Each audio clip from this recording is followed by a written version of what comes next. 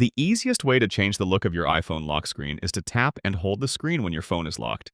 You'll authenticate through Face ID and then get a screen with all your existing lock screen setups and an option to switch between them, create a new one, or customize existing setups.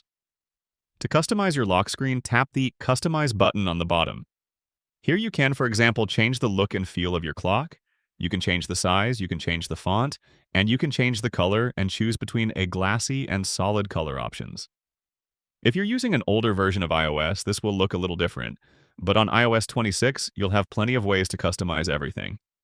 You can change between a light or dark view, or set it to automatically change depending on the time of the day. You can swipe between different color filters, and you can add widgets to your home screen, which are these tiny little previews from different apps. Widgets can be placed either on the top or to the bottom of your screen. The depth effect setting allows you to partially hide the clock behind your wallpaper, adding a pretty nice illusion of depth. And on the very bottom in each corner of your screen, you can configure a custom action.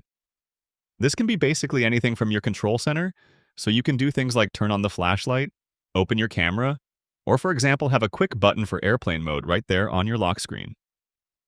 And that's how you change and customize your lock screen.